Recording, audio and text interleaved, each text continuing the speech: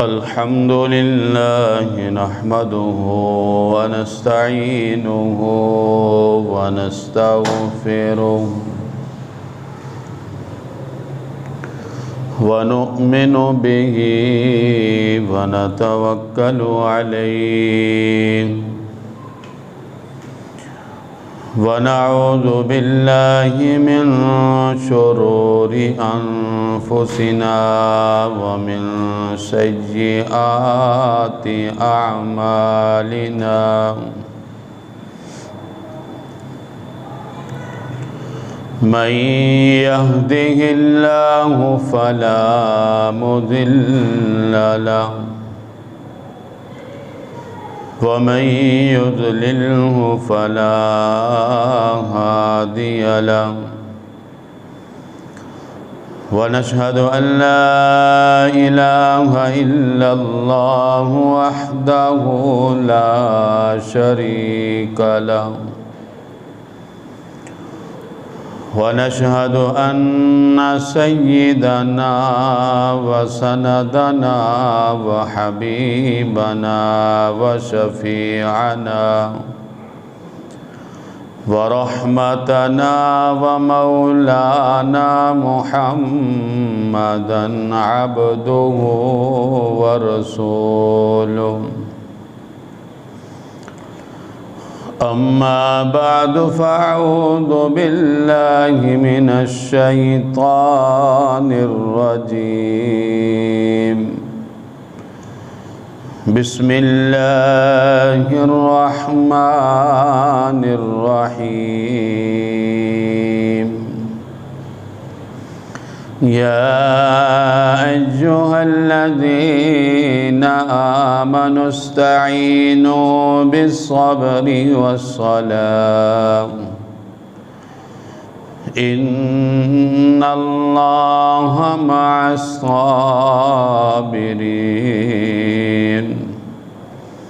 ولا تقولوا لمن يقتل في سبيل الله أموات بل أحياء ولكن لا تشعرون قال النبي صلى الله عليه وسلم الحسين مني وأنا من الحسين صدق الله مولانا العظيم وصدق رسوله النبي الكريم الأمين ونحن على ذلك لمن الشاهدين والشاكرين والحمد لله رب العالمين رب اشرح لي صدري ويسر لي أمري واحلل عقدة من لساني يفقهوا قولي رب زدني علما اللهم علما نافعا يا معلم آدم علمني يا مفهم سليمان فهمني محبت اور عقیدت کے ساتھ ایک مرتبہ درود پاک پڑھ لیں اللہم صل علی محمد وعلی آل محمد کما صلیت علی ابراہیم وعلی آل ابراہیم انکا حمید مجید اللهم بارك على محمد وعلى آل محمد كما باركت على إبراهيم وعلى آل إبراهيم إنك حميد مجيد۔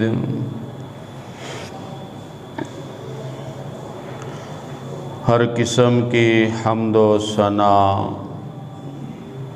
اللہ رب العالمین کے لیے، جو اس کائنات کا خالق ہے، مالک ہے، ہر چیز پر قادر ہے۔ بے شمار انگنت درود و سلام امام الانبیاء، خطیب الانبیاء، نبی الزمان، سردار کائنات، پیغمبر بے مثال، حبیب کبریاء، جناب محمد صلی اللہ علیہ وسلم کی ذات گرامی پر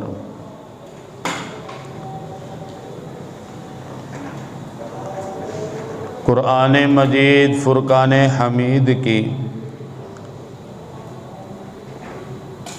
2 آیت کریمہ آپ حضرات کے سامنے تلاوت کی ہیں۔ اللہ جل شانہ سے دعا ہے کہ اللہ کریم اس کا مفہوم حق اور سچ بیان کرنے کی توفیق عطا فرمائے۔ سننے اور سنانے کے بعد اللہ کریم اس پر عمل کرنے کی توفیق عطا فرمائے۔ کل بروز جمعرات 10 محرم الحرام کا دن تھا، آج جمعۃ المبارک ہے۔ انشاءاللہ العزیز آپ کے سامنے واقعہ کربلا تفصیل کے ساتھ بیان کروں گا۔ اللہ کریم سے دعا ہے کہ اللہ رحمان مجھے حق اور سچ کہنے کی توفیق عطا فرمائے۔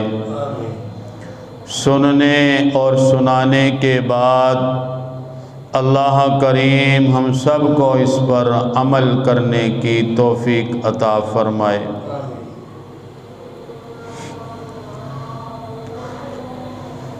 میرے مسلمان بھائیوں بہنوں، اسلام سارا کا سارا قربانیوں شہادتوں سے بھرپور ہے۔ اللہ کا یہ قرآن، پیغمبر کا فرمان، صحابہ کرام کی شہادتوں کے ذریعے سے ہم تک پہنچا ہے۔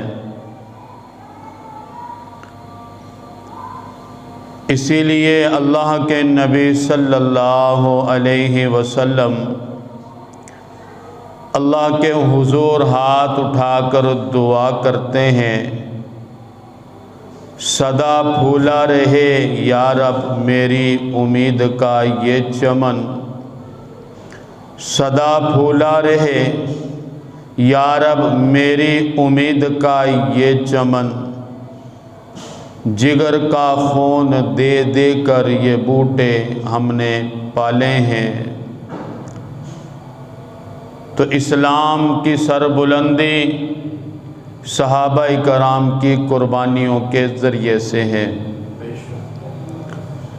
اور اسی طرح امام علی مقام سیدنا امام حسین رضی اللہ تعالیٰ عنہ نے اسلام کی حفاظت کے لیے، قرآن کی حفاظت کے لیے، نماز کی حفاظت کے لیے اپنی جان کا نذرانہ پیش کیا۔ واقعہ کچھ یوں ہے، سیدنا امیر معاویہ وفات پا لیتے ہیں، یزید تخت پر بیٹھ جاتا ہے، یزید مدینہ کے گورنر ولید کو حکم کرتا ہے کہ امام علی مقام گوشائے جگر رسول، نور نظر بطول، گلستان رسالت کا پھول، باغیچہ علی کی مسکراہتی کلی سے بیت لے لو۔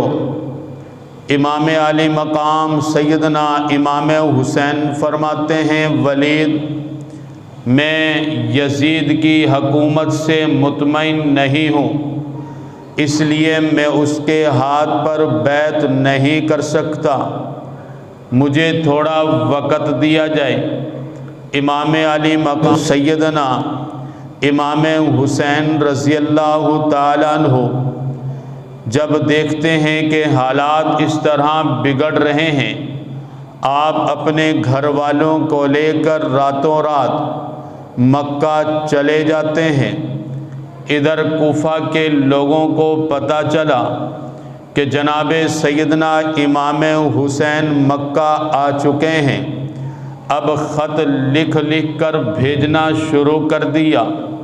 ایک خط نہیں بھیجا، 1000 خط نہیں بھیجا، بلکہ 12,000 خطوط بھیجے گئے، اور ہر خط کا مضمون یہی ہے کہ امام علی مقام، جس طرح ہم آپ کے باپ جناب سیدنا علی سے پیار کرتے ہیں، اسی طرح ہم آپ سے بھی پیار کرتے ہیں۔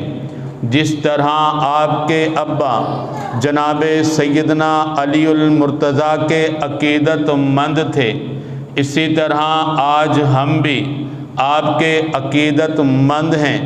ہم چاہتے ہیں کہ آپ کوفہ تشریف لے آئیں اور کوفہ میں اسلام نافذ کریں، کوفہ میں تبلیغ کریں، کوفہ میں اپنے نانا کے دین کو پھیلائیں۔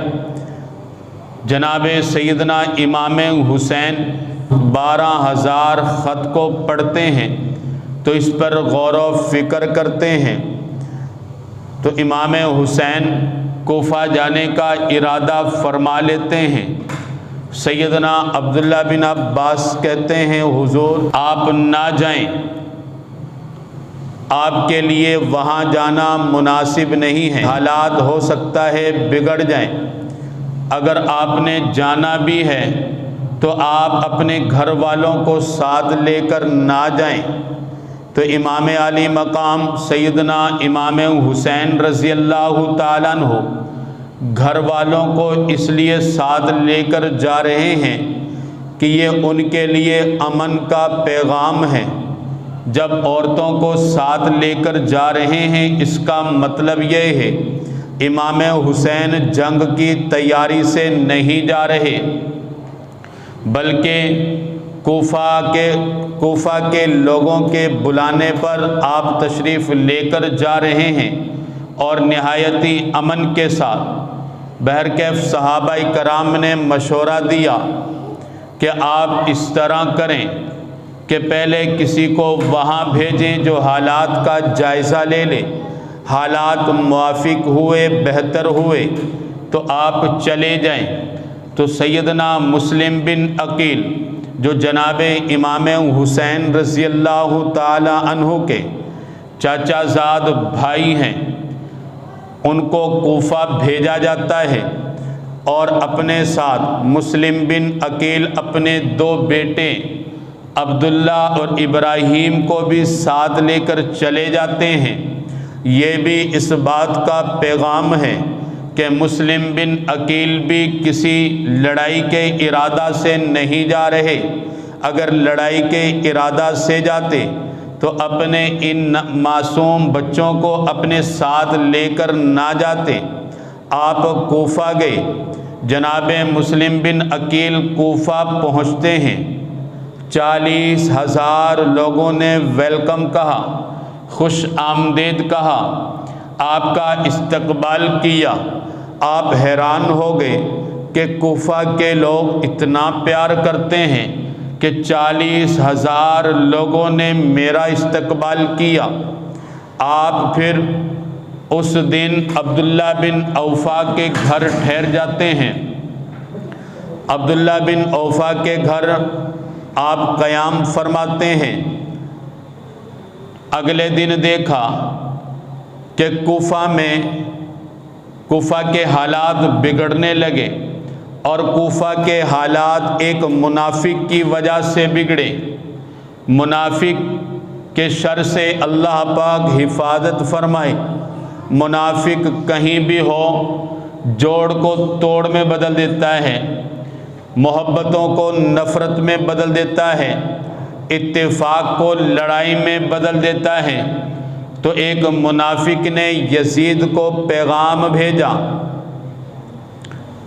کہ کوفہ کے لوگ جو ہیں مسلم بن عقیل کے ساتھ بڑا پیار کرتے ہیں، اور آپ کے خلاف یہاں لوگوں کا اتحاد ہو رہا ہے۔ کوفہ کا گورنر اس وقت نعمان بن بشیر تھا، جو صحابی رسول ہے، نہایت نیک دل اور نرم دل صحابی رسول ہیں۔ تو یزید کو جب یہ خبر پہنچی کہ کوفہ کے لوگ مسلم بن عقیل کو ویلکم کیا ہے، خوش آمدید کیا، 40,000 لوگوں نے ان کا استقبال کیا، اب یزید سے یہ برداشت نہ ہوا، کہیں ایسا نہ ہو کہ ان لوگوں کا اتحاد ہو جائے اور میرا تخت پلٹ جائے، میری حکومت گر جائے۔ اب یزید نعمان بن بشیر کو خط لکھتا ہے۔ سیدنا امام حسین کے جو چچا زاد بھائی آئے ہیں مسلم بن عقیل، اور ان کے ساتھ ان کے 2 بیٹے عبداللہ اور ابراہیم، آپ ان پر سختی کریں اور ان سے بیعت لی جائے۔ تو مسلم بن عقیل پر جب یہ سختی کی گئی تو مسلم بن عقیل سے سیدنا نعمان بن بشیر نے کہا کہ پیچھے سے آرڈر بہت سخت آ گیا ہے، لہٰذا بیعت لینی پڑے گی۔ مسلم بن عقیل کہتا ہے کہ میرا دل ان سے مطمئن نہیں ہے۔ تو نعمان بن بشیر کہتا ہے اگر دل مطمئن نہیں ہے تو پھر ہم آپ کو مجبور بھی نہیں کرتے۔ پھر اس منافق نے یزید کو اطلاع دی کہ کوفہ کا جو گورنر آپ نے بنایا ہوا ہے وہ تو بہت ہی نرم دل ہے، اس نے تو مسلم بن عقیل پر بالکل بھی سختی نہیں کی، لگتا ہے حالات آپ کے خلاف ہو جائیں گے۔ اب یزید خط بھیجتا ہے اور اس خط میں لکھتا ہے کہ نعمان بن بشیر کو کوفہ کا جو گورنر ہے اس کو معزول کیا جاتا ہے، اس کی جگہ پر عبید اللہ بن زیاد کو کوفہ کا گورنر منتخب کیا جاتا ہے۔ ادھر مسلم بن عقیل نے خط لکھ دیا کہ جب حالات بہتر تھے، حالات کو اچھا پایا، 3 ذی الحجہ کو خط لکھ دیا سیدنا امام حسین کے لیے کہ آپ تشریف لائیں، کسی قسم کا کوئی ڈر کوئی خوف نہ کریں، آپ یہاں اطمینان کے ساتھ آ سکتے ہیں، یہاں کے لوگ بہت ہی اچھے ہیں، یہاں کے حالات آپ کے موافق ہیں۔ ادھر سے قاصد چلا جاتا ہے اور مسلم بن عقیل پر سختی شروع ہو جاتی ہے۔ اب عبید اللہ بن زیاد یہ بہت ہی شر پسند انسان تھا، اس نے مسلم بن عقیل پر سختی کی کہ آپ یزید کے ہاتھ پر بیعت کر لیں۔ مسلم بن عقیل نے کہا کہ ایسا نہیں ہو سکتا، مجھے تھوڑا وقت دیا جائے۔ تھوڑا وقت دیا گیا، آپ تھوڑی دیر کے لیے روپوش ہو گئے، آپ کو چھپا دیا گیا، اور آپ اس دن عروہ بن ہانی کے گھر ٹھہرے۔ تو عبید اللہ بن زیاد نے جب سختی کی اور عروہ بن ہانی سے کہا کہ مسلم بن عقیل کا پتہ دو، اس نے کہا کہ جان تو جا سکتی ہے لیکن امام علی مقام کے چاچا زاد بھائی کو میں آپ کے حوالے نہیں کر سکتا، سر تو تن سے جدا ہو سکتا ہے۔ تو یزید کی طرف سے عبید اللہ بن زیاد نے آرڈر دیا اس کو 1000 کوڑے مارے جائیں۔ جب عروہ بن ہانی کو 1000 کوڑے مارنے کو کہا گیا، ابھی 500 کوڑے لگے تھے کہ آپ نے جام شہادت نوش فرما لی، اپنی جان کی قربانی تو دے دی، لیکن مسلم بن عقیل کے بارے میں نہیں بتایا۔ یہ سب سے پہلا شہید عروہ بن ہانی ہے۔ اس کے بعد سیدنا مسلم بن عقیل کو ڈھونڈ لیا، آپ پر سختی کی۔ جب آپ نے اس کے ہاتھ پر بیعت نہ کی، آپ کو دھمکیاں دی گئی کہ آپ کو قتل کر دیا جائے گا۔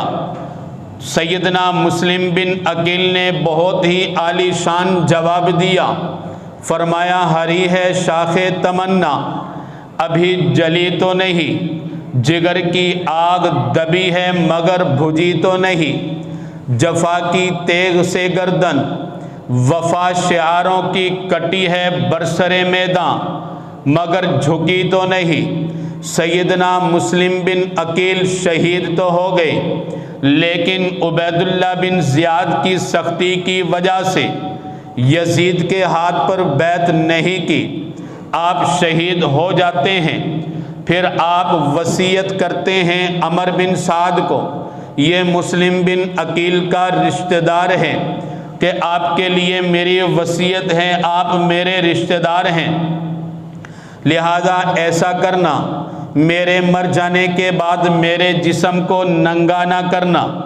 دوسرے نمبر پر میری وصیت یہ ہے، میرے 2 بچے عبداللہ اور ابراہیم، ان کو امن کے ساتھ مدینہ پہنچا دینا۔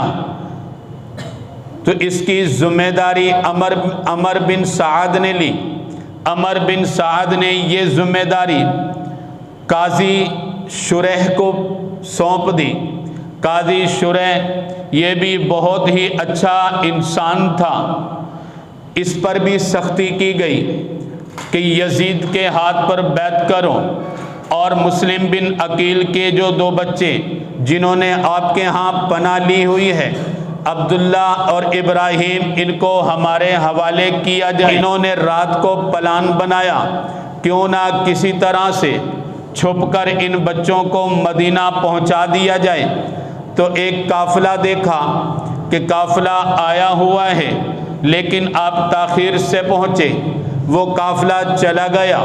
تو قاضی شریح نے ان 2 معصوم بچوں کو، عبداللہ اور ابراہیم کو، ایک ریت کے ٹیلے پر چھوڑ دیا۔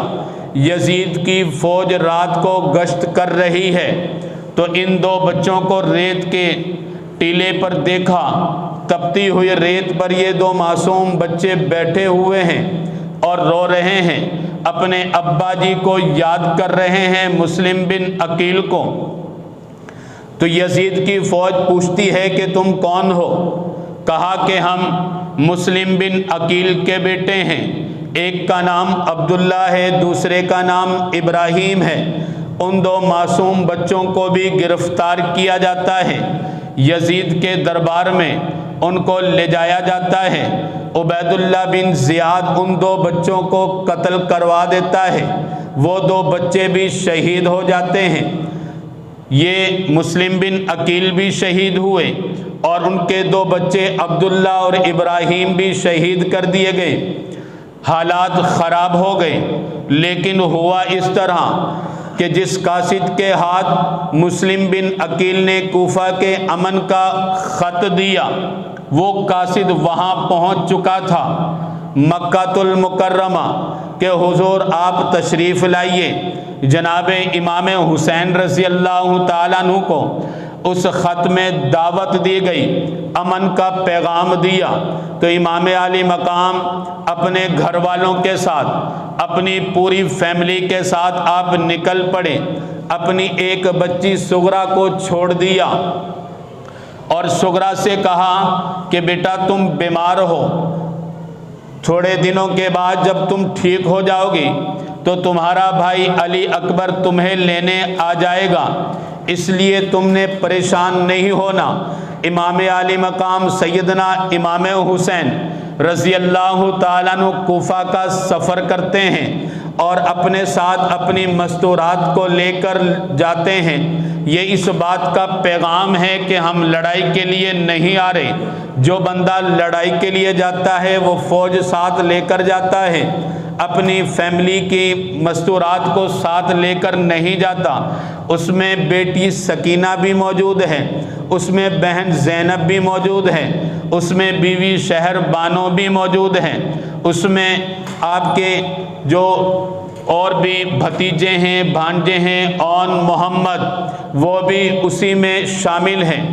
آپ سفر کا ارادہ کر لیتے ہیں، آپ نکلتے ہیں۔ تھوڑی سی دور پر ایک فرزدق شاعر ہے وہ ملتا ہے، آپ اس سے حالات کے بارے میں پوچھتے ہیں تو اس نے بڑا ہی خوبصورت جواب دیا، فرمایا کہ جناب ان کا حال تو یہ ہے، ان کے دل تو آپ کے ساتھ ہیں لیکن تلواریں ان کی یزید کے ساتھ ہیں۔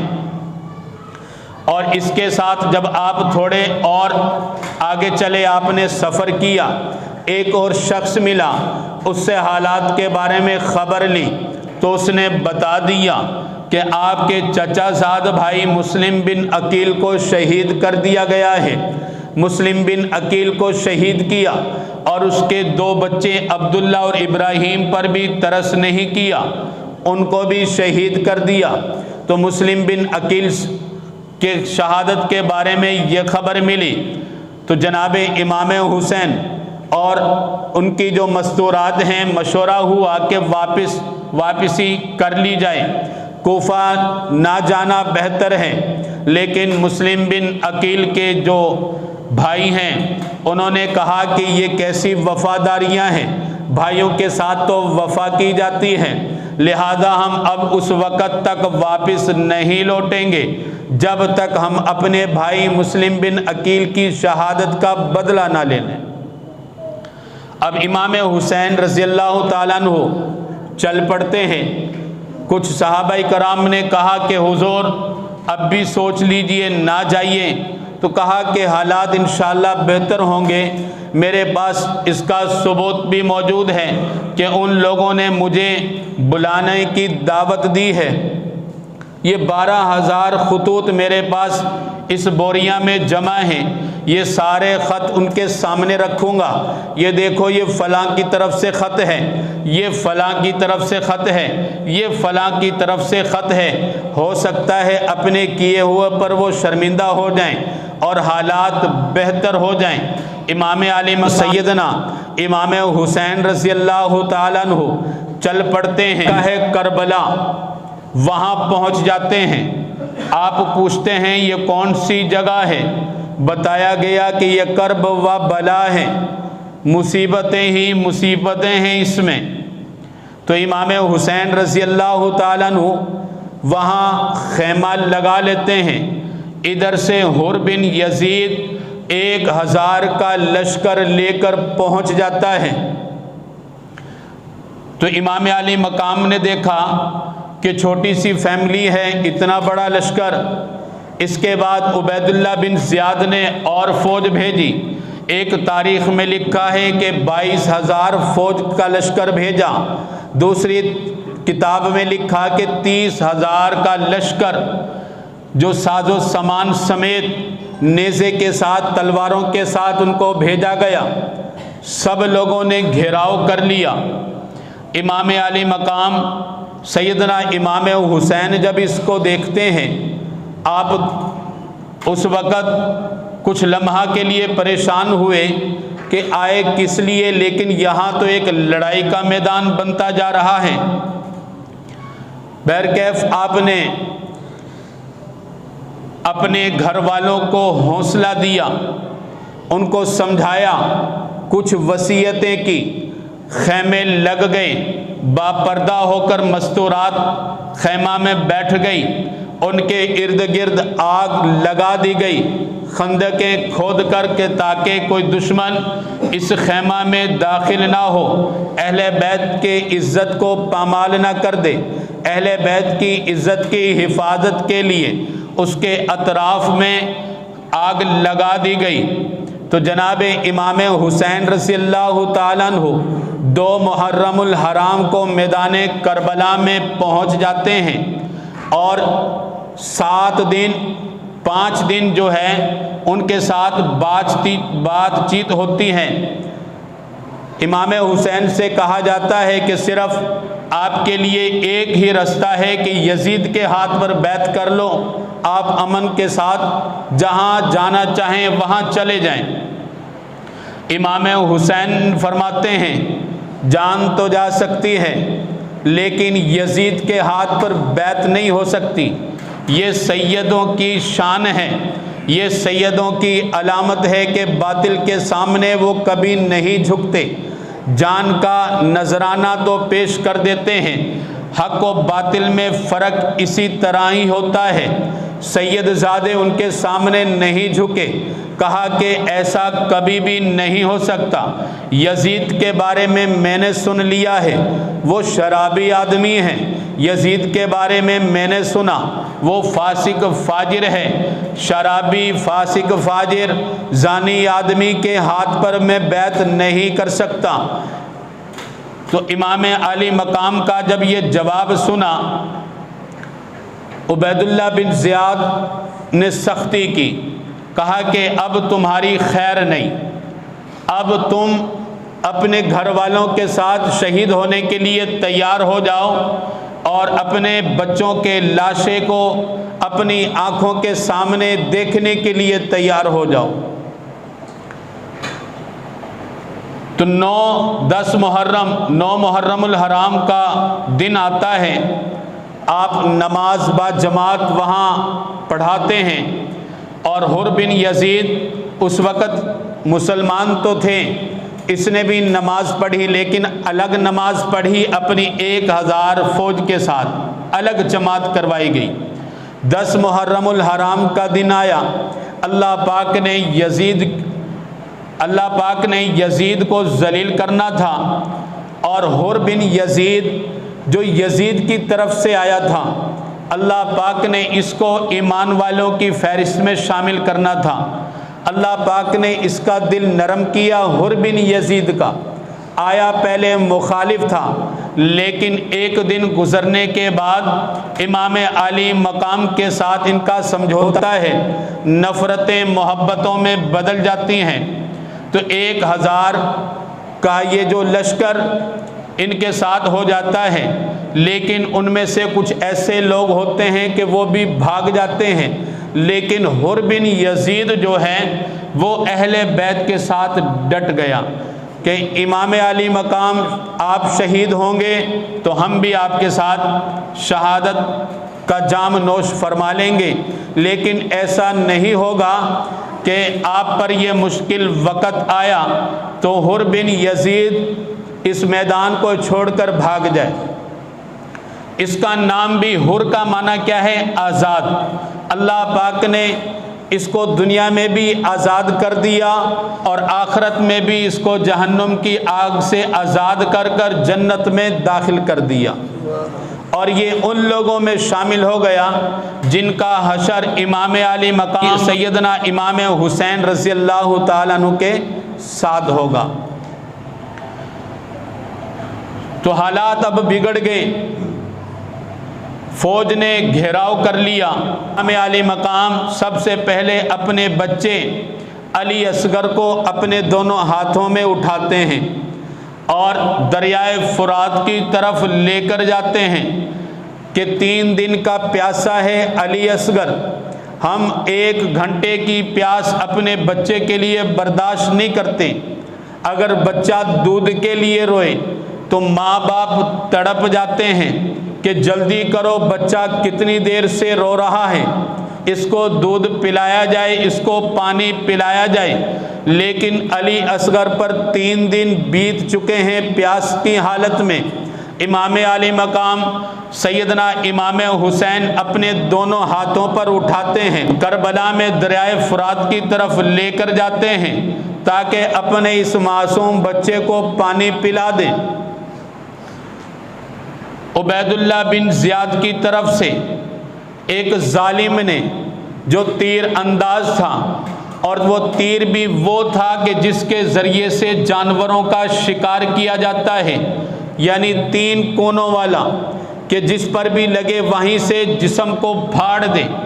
علی اصغر کے گلے میں وہ تیر لگا اور اس تیر نے گلے کو پھاڑ دیا، خون کے فوارے چھوٹنے لگے۔ امام عالی مقام کے ہاتھ پر گرم خون آتا ہے، آپ چلہوں میں لیتے ہیں اور آسمان کی طرف اچھال کر کہتے ہیں اللہ جی حسین کی طرف سے اس قربانی کو بھی قبول فرما۔ اس کے بعد اس بچے کو اٹھایا جاتا ہے اور خیمہ میں پہنچایا جاتا ہے۔ خیمہ میں جب سکینہ دیکھتی ہے بیٹی، بہن زینب دیکھتی ہے، شہر بانو دیکھتی ہے علی اصغر کو تیر کے ذریعے سے چھلنی کر دیا، ان کا گلا پھٹا ہوا ہے، ایک معصوم بچے کی لاش گھر والوں کے سامنے آئی تو اس کو وہی سمجھ سکتے ہیں جس نے یہ منظر دیکھا ہو، تو چیخو پکار ہونے لگی۔ پھر علی اکبر کو بھیجا جاتا ہے۔ علی اکبر کی اس وقت 18-19 سال کی عمر ہے۔ 18 سال 19 سال کی عمر کا بچہ ماں باپ کے لیے امید کا ایک چاند ہوتا ہے، اس کے ساتھ بڑی بڑی امیدیں وابستہ ہوتی ہیں۔ علی اکبر نکلتے ہیں، علی اکبر کو بھی شہید کر دیا جاتا ہے۔ امام علی مقام 58 سال کی عمر ہے۔ 58 سال کی عمر میں امام علی مقام اپنے اس 18 سال کے علی اکبر کو بھی اٹھاتے ہیں اور اس خیمہ میں پہنچا دیا جاتا ہے۔ پھر وہ کیسا منظر ہوگا رلانے والا، وہ کیسا وحشت والا منظر ہے کہ امام علی مقام سیدنا امام حسین خود ان کی قبر کھودتے ہیں اور خود ہی ان کو دفن کرتے ہیں۔ آپ اور آپ کے چند افراد مل کر اس کی نماز جنازہ ادا کرتے ہیں۔ ایک لاش گر جائے انسان کا دل نرم ہو جاتا ہے، کتنا ہی بڑا دشمن کیوں نہ ہو۔ ایک لاش گر جائے، بچے کی لاش گر جائے، جوان بیٹے کی لاش گر جائے تو اس کا دل نرم ہو جاتا ہے، اس کا دل، اس کے جگر میں نرمی آ جاتی ہے، لیکن وہاں نرمی کا شبہ بھی نہیں کیا جا سکتا۔ تو اسی طرح 70-72 کے قریب لاشیں گر گئی۔ اس کے بعد امام علی مقام سیدنا امام حسین رضی اللہ تعالیٰ عنہ نکلتے ہیں۔ آپ پھر خطبہ دیتے ہیں تاکہ ان لوگوں کو تھوڑی غیرت آئے، ان کو شرم آ جائے۔ آپ نے فرمایا کہ لوگوں جانتے ہو میں کون ہوں، میں نواسۂ رسول ہوں، میں وہ حضور کا نواسہ ہوں جس کے لیے اللہ کا نبی اپنا سجدہ لمبا کر دیتا ہے، کہیں میرا حسین گر نہ جائے۔ میں وہ حسین ہوں جس کو اللہ کے نبی صلی اللہ علیہ وسلم اپنی بائیں جانب اور امام حسن کو اپنے دائیں جانب بٹھا کر جمعۃ المبارک کا خطبہ دیا کرتے تھے۔ میں وہ حسین ہوں جس کے بارے میں میرا نانا فرمایا کرتا تھا الحسین منی وانا من الحسین، حسین مجھ سے ہے اور میں حسین سے ہوں۔ جو حسین سے محبت کرتا ہے وہ مجھ رسول سے محبت کرتا ہے، اور جس نے مجھ رسول سے محبت کی اس نے اللہ سے محبت کی، جس نے اللہ سے محبت کی اللہ پاک اس کو جنت کا ٹھکانہ ضرور عطا فرمائیں گے۔ فرمایا جس نے مجھ حسین سے نفرت کی اس نے اللہ کے رسول سے نفرت کی، جس نے اللہ کے رسول سے نفرت کی اس نے اللہ سے نفرت کی، جس نے اللہ سے نفرت کی اس کا ٹھکانہ صرف اور صرف جہنم ہے۔ تو امام علی مقام نے یہ خطبہ دیا، ٹس سے مس نہ ہوئے، ان کے دل پتھر بن چکا تھا، ان کا جگر پانی چھوڑنے لگا، بالکل بے جان کہ بس ان کا ایک ہی ارادہ ہے، مشن ہے کہ امام حسین کو شہید ہی کرنا ہے۔ تو امام حسین بھی سواری پر سوار ہوتے ہیں اور اس انداز سے آپ سواری پر سوار ہوئے۔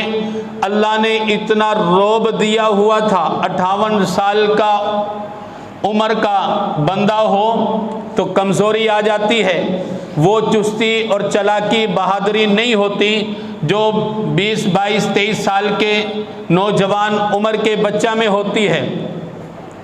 لیکن جیسے ہی آپ گھوڑے پر سوار ہوئے، لشکر نے دیکھا اور ان پر ایسی ہیبت طاری ہو گئی، کہنے لگے یہ کون ذی وقار ہے، بلا کا شاہ سوار ہے، لباس ہے پھٹا ہوا، غرد سے اٹا ہوا، جسم نازنی چھدا ہوا پھٹا ہوا، بالیقین وہ حسین ہے۔ بیوی امام حسین کی بیوی امام حسین کے پاؤں کے ساتھ چمٹ جاتی ہے اور کہتی ہے کہ میرے شوہر، اگر مجھ سے کوئی غلطی ہوئی ہو، اتنا وقت آپ کے ساتھ گزارا ہے، اللہ کے لیے مجھے معاف کر دینا۔ اس انداز سے شہربانوں امام حسین کے پاؤں کو پکڑ کر ہاتھ جوڑ کر اپنے شوہر سے معافی مانگتی ہیں۔ یہ صدائیں بلند ہونے لگی امام حسین کے بارے میں۔ امام حسین اس میدان میں جب اترتے ہیں، آپ فرماتے ہیں مجھے نماز پڑھنے دو، مجھے 2 سجدہ کرنے کی اجازت دے دو۔ 2 سجدہ کرنے کی اجازت آپ مانگتے ہیں، آپ سجدہ کر لیتے ہیں اور اس سجدے میں اللہ کے حضور دعا کرتے ہیں، اللہم رضن بی قضائکا وصبرن علی بلائکا وتسلیمن لامرکا سبحان ربی الاعلی۔ آپ یہ سجدے میں پڑھتے ہیں، آپ نے ابھی ایک سجدہ کیا کہ آپ پر وار کر دیا گیا، شمر نے آپ پر وار کیا، آپ کی گردن کو تن سے الگ کر دیا گیا۔ امام حسین رضی اللہ تعالی عنہ نے سجدے کی حالت میں جام شہادت نوش فرما لیا، انا للہ و انا الیہ راجعون۔ یہ ہمارے لیے ایک پیغام ہے کہ امام حسین نے اس مشکل وقت میں جہاں اپنے ننھے اصغر کی لاش کو اپنے ہاتھوں سے اٹھایا، اپنے جوان بیٹے علی اکبر کو اپنے ہاتھوں سے دفن کیا، لیکن اس سب مشکل مرحلہ کے باوجود امام حسین نماز پڑھتے ہیں، قرآن پاک کی تلاوت کرتے ہیں۔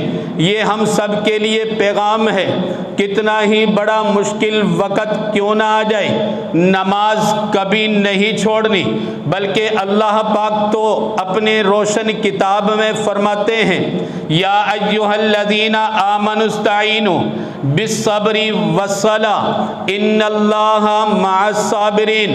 اے ایمان والو، جب تمہارے اوپر کوئی مشکل وقت آ جائے تو صبر کر لو، اور صبر جو نماز کے ذریعے سے حاصل کرو، اللہ پاک صبر کرنے والوں کے ساتھ ہوتے ہیں۔ امام علی مقام اپنی شہادت سے پہلے اپنی بیٹی سکینہ، اپنی بہن زینب، اپنی بیوی شہربانوں کو وصیت کرتے ہیں، فرماتے ہیں لا ترخی علی شعرا بالویل والاویل، میں شہید ہو جاؤں، آپ بھی جانتے ہو بالیقین میں شہید تو ہو جاؤں گا، لیکن میرے شہید ہونے کے بعد کوئی اپنے بالوں کو نہ بکھیرے، کوئی چیخ و پکار نہ کرے، بلکہ صبر کے ساتھ حوصلہ کے ساتھ رہے۔ مشکل وقت ضرور ہے، صبر کرنا بہت ہی مشکل ہے۔ بہن جانتی ہیں جواں بھائی کی جب شہادت ہو، جواں بھائی کی موت ہو تو اس کے جسم سے جان ہی نکل جاتی ہے، لیکن اس سب کے باوجود انہوں نے صبر کیا۔ آج کے بہت سارے مقرر کہتے ہیں کہ امام علی مقام جب شہید ہو گئی تو بہن زینب، بیٹی سکینہ، شہر بانو اپنے خیمے سے باہر نکل آئی، ان کے دوپٹے اتر گئے۔ ایسا کبھی نہیں ہو سکتا، اگر ایسا ہو جاتا تو آسمان سے آگ برسنے لگ جاتی، اہل بیت کی چادر اتر جائے، اللہ کی غیرت کیسے برداشت کر لے؟ تو صبر کے ساتھ حوصلہ کیا اور نماز کے ذریعے سے اس صبر کو حاصل کیا۔ امام حسین رضی اللہ تعالی عنہ شہادت نوش فرما لیتے ہیں۔ تو امام حسین رضی اللہ تعالی عنہ نے اپنی شہادت کا نذرانہ پیش کیا اسلام کی سربلندی کے لیے، اسلام کی سربلندی کے لیے، اسلام کی حفاظت کے لیے۔ جب آپ نکلنے لگے تو صحابہ کرام نے کہا کہ نہ جائیے، تو آپ بڑے خوبصورت انداز میں فرماتے ہیں، میرے غم گسارو، میرے مہربانو، نہ روکو، مجھے جانے دو، میرے نانا کے دین کی کشتی ڈوب رہی ہے، اسے بچانے دو۔ پھر فرماتے ہیں مجھے جانے دو تاکہ دنیا پہ وفا کا نام رہ جائے، میری جان رہے یا نہ رہے، عزت اسلام رہ جائے۔ فرمایا اگر میں نہ جاؤں تو اہل بیت کی آن جاتی ہے، میں نہ جاؤں تو اہل بیت کی آن جاتی ہے، تمہارا دین جاتا ہے، میری غیرت ایمان جاتی ہے۔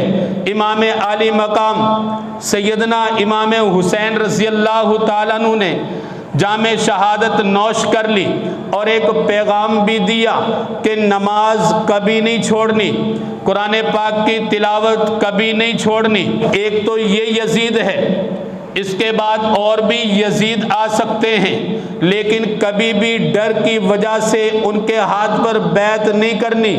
ایک بندہ کہتا ہے جی میں ایسے اسلام کو کیا مانوں جس میں صرف خون ریزی ہی خون ریزی ہے، قتل ہی قتل ہے، میں ایسے اسلام کو نہیں مانتا، میں تو اس اسلام کو مانتا ہوں جس میں قتل نہ ہو، جس میں خون ریزی نہ ہو، جس میں بچے ذبح نہ کیے گئے ہوں، جس میں عورتوں کو قتل نہ کیا گیا ہو۔